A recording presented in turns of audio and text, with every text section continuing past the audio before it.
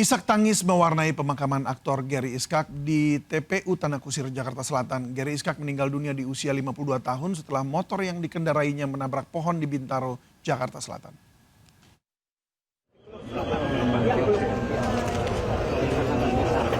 Allahu Akbar, Allahu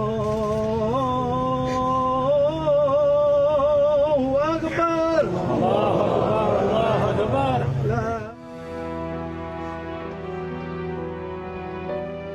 Duka mendalam menyelimuti setelah pemakaman jenazah aktor Gary Iskak di TPU Tanah Kusir, Jakarta Selatan. Keluarga dan kerabat ikut melepas kepergian Gary Iskak untuk selamanya.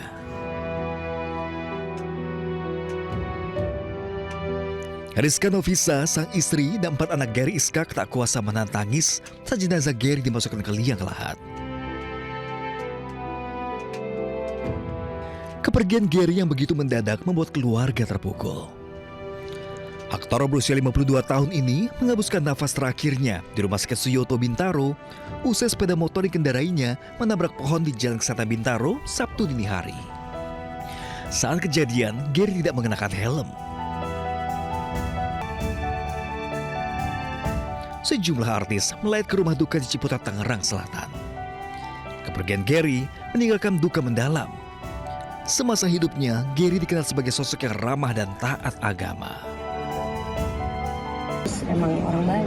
Bahwa terakhir Kak Gary sendiri udah berhijrah, sholatnya pun rajin. Betul, aku sering dimarahin sama dia. Terakhir tuh kan syuting sama Tora juga. Telat sholat dimarahin. Pokoknya kena omel terus lah aku sama Gary. Gary Iskak meninggal dunia di usia 52 tahun. Gary pergi meninggalkan seorang istri dan 4 orang anak. Selamat jalan, Gary Iskak. Tim Liputan iNews melaporkan. Pesta resepsi pernikahan porak-poranda usai hujan deras disertai angin kencang menerjang dan merobohkan tenda pernikahan di Depok, Jawa Barat. Pengantin dan tamu undangan pun kocar-kacir menyelamatkan diri.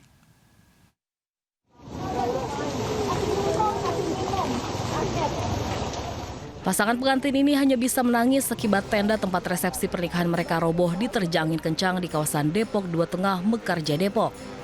Keduanya pun harus dievakuasi ke lokasi aman di bawah guyuran hujan deras.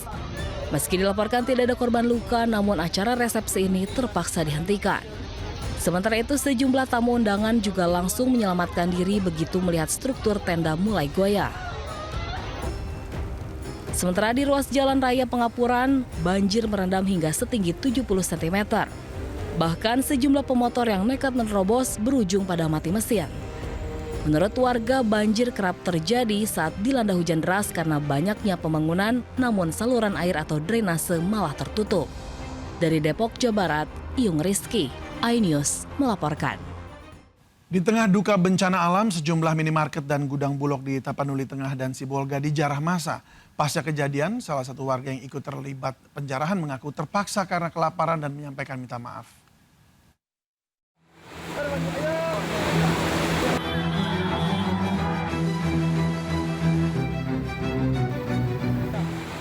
Hampir sepekan sejak banjir bandang menerjang Tapanuli Tengah dan Sibolga, bantuan belum sepenuhnya terkirim ke ribuan korban. Kelangkaan pangan mulai dirasakan warga, memicu penjarahan.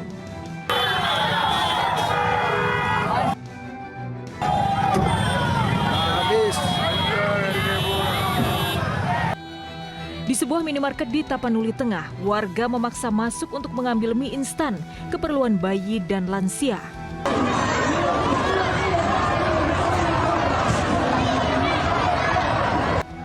Video lain memperlihatkan warga menyerbu gudang Bulog Sibolga untuk mengambil beberapa karung beras. Pemprov Sumatera Utara mengakui lambatnya bantuan sampai di korban banjir lantaran terkendala akses jalan yang terputus. Masyarakat diminta tetap tenang karena sebagian bantuan telah dikirimkan melalui helikopter dan mobil box kecil. Itu logistik itu cukup, cuman mau nyampaikan ke sana itu sebetulnya yang belum bisa. Masyarakat ya tetap bersabar dan prihatin karena ini musibah.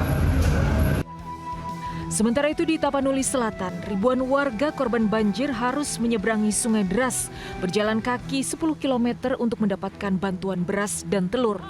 Akses jalan dan jembatan terputus membuat ribuan warga terisolir di lokasi bencana. Tak hanya krisis pangan, warga korban banjir di Sumatera Utara juga menghadapi krisis bahan bakar.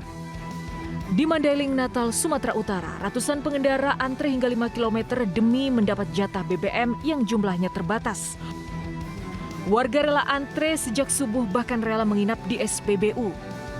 Sementara di Kota Medan, antrean ratusan kendaraan mengular di seluruh SPBU. Warga antre berjam-jam demi mengisi BBM. Tim Liputan iNews melaporkan. Pemilik Alfamart, sebelumnya saya minta maaf. Saya sebenarnya tidak ada niat untuk berbuat itu. Cuman karena keterbatasan makanan yang kami miliki, kami juga terjebak banjir, tidak ada uang untuk membeli, tidak ada bantuan sama sekali. Akhirnya saya ikut mengambil juga. Pemirsa, hari ini Presiden Prabowo Subianto meninjau langsung lokasi bencana di Sumatera Utara. Presiden Prabowo berangkat dari Bandara Halim Perdana Kusuma sekitar jam 6 pagi. Presiden terbang menggunakan pesawat kepresidenan dan mendarat di Bandara Silangit Tapanuli Utara. Rencananya Presiden Prabowo akan meninjau korban banjir di Sumatera Utara, Sumatera Barat, dan Aceh. Sementara itu Presiden Prabowo Subianto tiba di Tapanuli Tengah, Sumatera Utara siang ini untuk meninjau lokasi bencana banjir dan longsor di Pulau Sumatera. Setibanya di Bandara Silangit, Presiden Prabowo menaiki helikopter untuk meninjau lokasi bencana. Lokasi pertama yang dikunjungi Presiden Prabowo adalah Tapanuli Tengah. Presiden bertemu warga korban banjir dan melihat langsung kondisi pengungsian serta dapur umumnya. Warga pun menyambut hangat kedatangan Presiden. Dalam kesempatan ini Presiden Prabowo mengatakan pengiriman bantuan menjadi prioritas utama. Pemerintah segera memperlancar distribusi BBM dan menormalisasi aliran listrik. Dari Tapanuli Tengah, Prabowo melanjutkan peninjauan bencana banjir dan longsor ke Aceh dan nantinya Prabowo juga akan meninjau lokasi bencana di Padang Pariaman, Sumatera Barat. Seekor gajah Sumatera ditemukan tewas di antara puing-puing kayu yang hanyut terbawa arus banjir. Bangkai gajah tersebut diketahui warga pasca banjir besar melanda. Bencana banjir bandang dan tanah longsor yang melanda Aceh menewaskan seekor gajah Sumatera jantan. Bangkai gajah diketahui warga pasca banjir besar melanda. Polisi telah memberi tanda di sekitar lokasi bangkai dengan garis polisi. Lokasi penemuan gajah ini berada di daerah terisolir pasca banjir bandang luapan sungai Meredu Pidi Jaya. Medannya cukup sulit dan hanya bisa diakses dengan berjalan kaki selama 2 jam. Cuaca ekstrim juga menyebabkan banjir di kawasan Sumedang, Jawa Barat. Akibatnya sekolah dan belasan rumah terendam air hingga aktivitas belajar mengajar lumpuh. Banjir merendam sekolah dasar negeri Sukasirna 1 di lingkungan Singaparna, Kelurahan Regol Wetan, Sumedang Selatan, Sumedang, Jawa Barat pada tadi malam. Banjir setinggi 60 cm terjadi akibat guyuran hujan deras sejak sore hari yang berdampak pada meluapnya sungai Cipicung. Banjir juga merendam 11 rumah warga dengan ketinggian air 1 meter hingga 2,5 meter. Petugas gabungan bersama warga masih melakukan pembersihan lumpur yang masuk ke dalam rumah.